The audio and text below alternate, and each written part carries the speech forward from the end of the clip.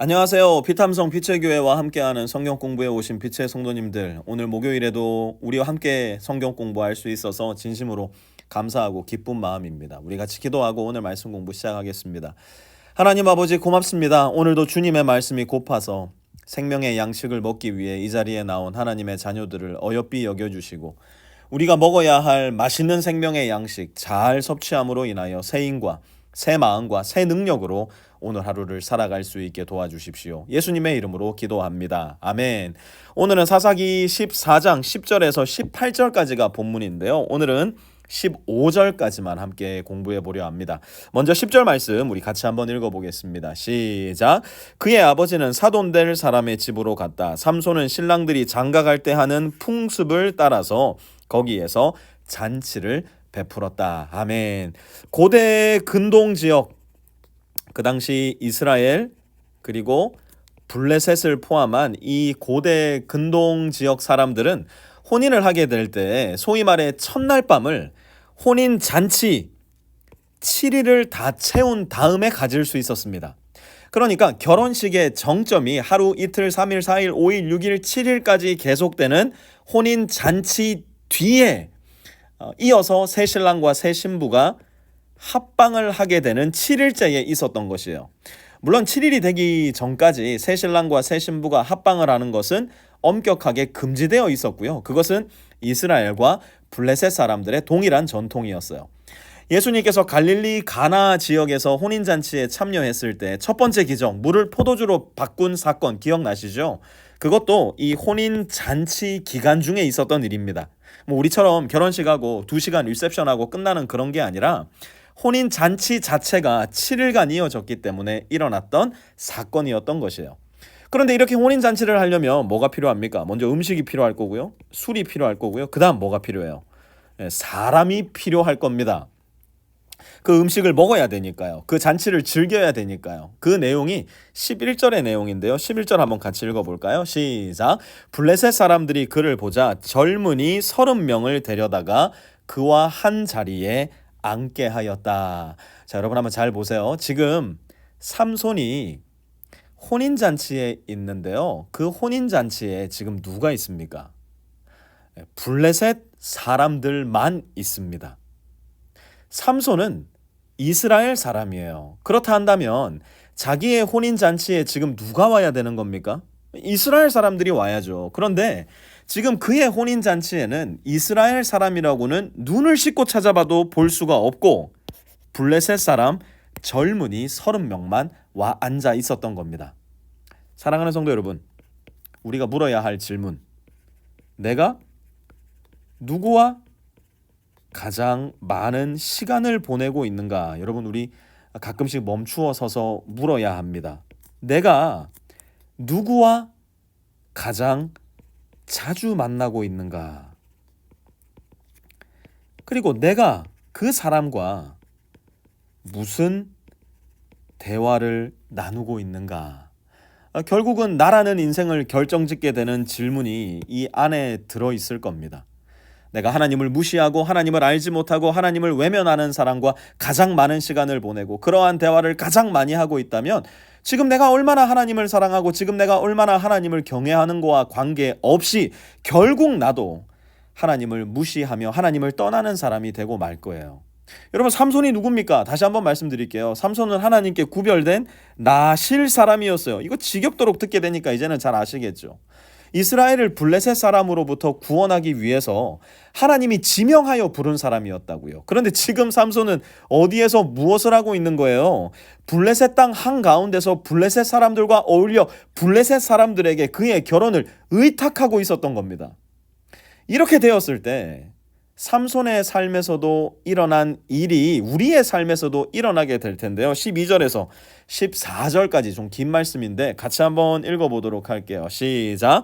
그때에 삼손이 그들에게 한 제안을 하였다. 내가 여러분에게 수수께끼를 하나 내려고 하는데 잔치가 계속되는 1회 동안에 알아맞히어 보십시오. 여러분이 알아맞히면 내가 모시옷 30벌과 겉옷 30벌을 내놓고 마치지 못하면 여러분이 나에게 모시옷 30벌과 겉옷 30벌을 주도록 하는 것이 어떻겠습니까? 그들이 말하였다. 좋습니다. 어디 그 수수께끼를 한번 들어봅시다. 그래서 삼손이 그들에게 수수께끼를 내놓았다.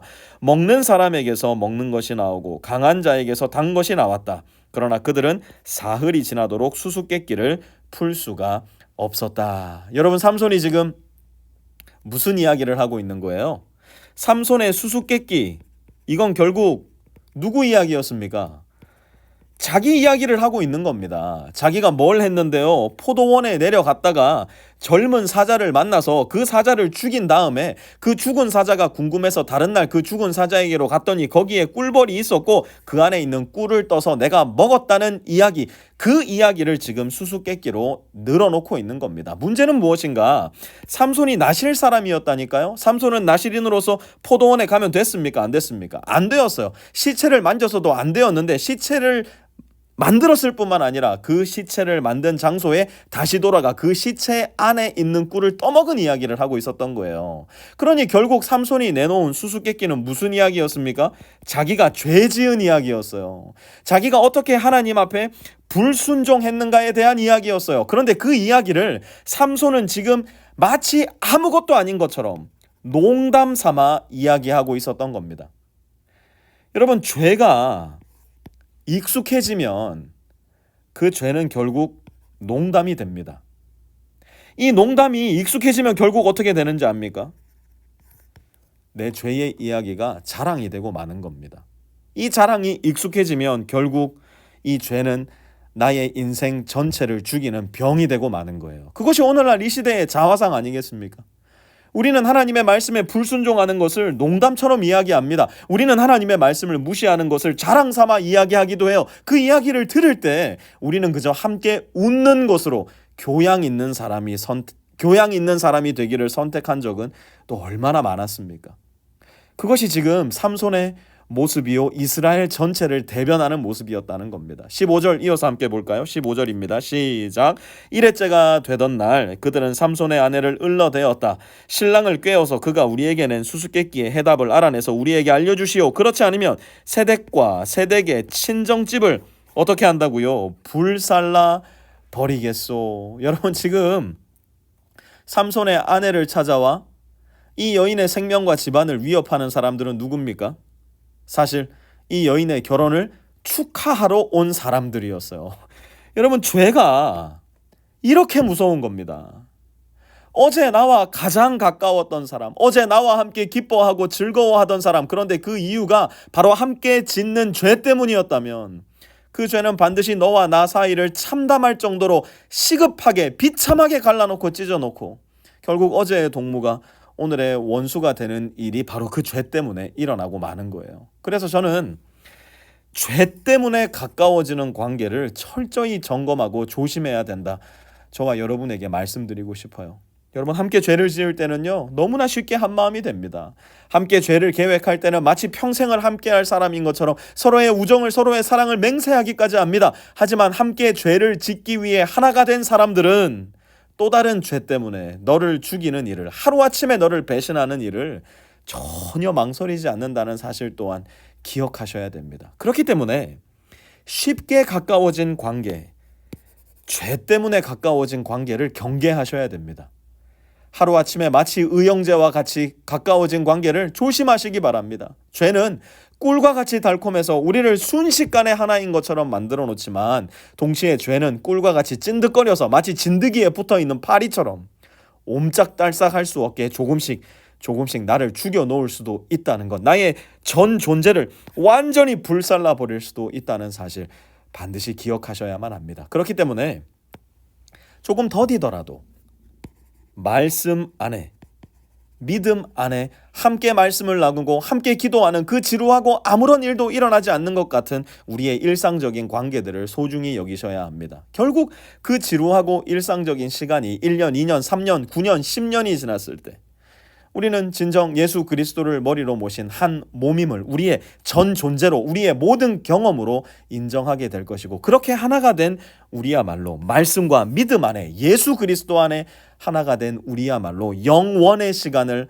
함께 나갈 영원한 형제요, 영원한 자매임을 기억하셔야 합니다. 우리 모두가 바로 그러한 관계를 더 소중히 여기고 더 귀히 가꾸어 갈 수 있는 복 있는 사람들 되시기를 주님의 이름으로 축원합니다. 하나님 아버지, 우리에게 죄로 인하여 가까워지는 관계를 경계할 수 있는 지혜를 허락하여 주시고, 우리에게 말씀과 주님으로 인하여 가까워지는 관계를 기뻐하고 즐거워할 수 있는 참 기쁨을 허락하여 주십시오. 예수님의 이름으로 기도합니다. 아멘.